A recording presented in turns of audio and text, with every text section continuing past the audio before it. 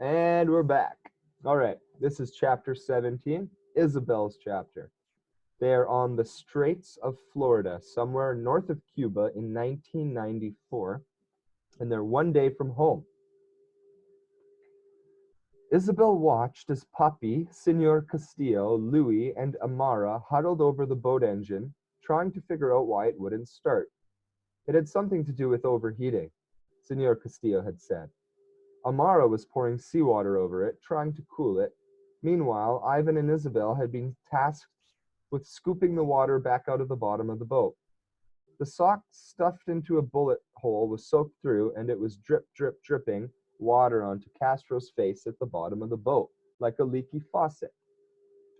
They had been drifting north of the Gulf Stream with the motor silent for more than an hour now, and no one was singing or dancing or laughing anymore. Ahead of Isabel, her mother and Senor Castillo slept against each other on the narrow bench at the front of the boat, where the prow came to a point. Lito sat on the middle bench right above Isabel and Ivan. You do have family in Miami, Isabel's grandfather told her as Ivan worked. When the news lady asked you if you had family in El Norte, you said no. But you do, Lito said. Ah, my brother Grilmero. Isabel and Ivan looked at each other in surprise. I didn't know you had a brother, Isabel said to her grandfather. He left in the airlifts in the 1970s, the freedom flights when the U.S. airlifted political descendants off the island, Lito explained. But Guillermo was no dissident. He just wanted to live in the U.S. I could have gone too. I was a police officer once, like Louis and Amara. Did you know that, back before Castro, when Batista was president? Isabel knew that, and that Lito had lost his job during the revolution and had been sent to cut cane in the fields instead. I could have pulled strings, Lito called. I could have called in favors, gotten me and your grandmother off the island. And then you would have been born in El Norte, Ivan told Isabel. She paused in her scooping, thinking how different her life might be now. Born in the United States. It was almost inconceivable. We stayed because Cuba was our home, Lito said. I didn't leave when Castro took over in 1959. I didn't leave when the U.S. sent planes in the 70s. And I didn't leave in the 80s when all those people sailed out to Mariel Harbor. Lito shook his head at the tight cluster of people worrying over the engine at the back of the boat and thumped his fist against the side. It was a mistake leaving on this sinking coffin. I should have stayed put. All of us should have. How is Cuba worse now than it ever was? We've always been beholden to somebody else. First it was Spain, then it was the US, then it was Russia, first Batista, then Castro.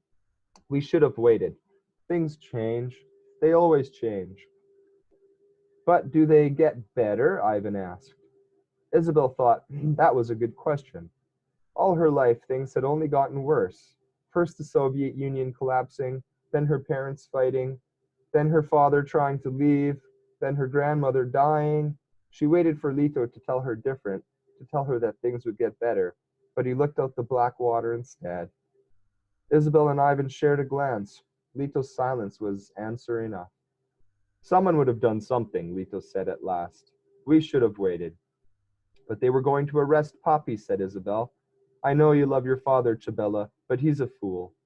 Isabel's cheek burned hot with anger and embarrassment. She loved Lito, but she loved her Papi too, and she hated to hear that Lito would say bad things about him. But even worse, he was saying these things in front of her best friend. She glanced quickly at Ivan. He kept his eyes on his work, pretending not to have heard, but they were right at Lito's feet. He could hear everything, and Lito wasn't finished. He's risking his life for this. He's risking your life, he's risking your mother's life, and his unborn child's life.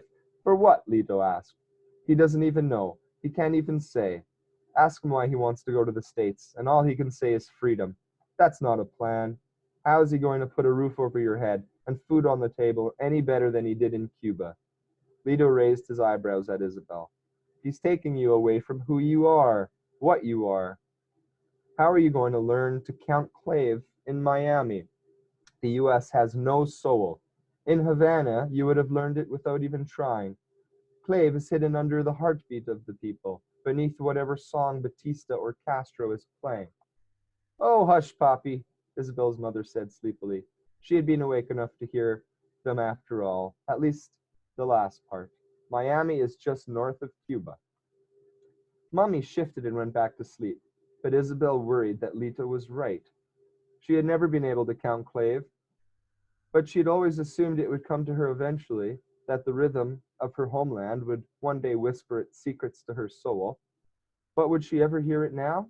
Like trading her trumpet, she had swapped the one thing that was really hers, her music, for the chance to keep her family together. We should go back, Lito said.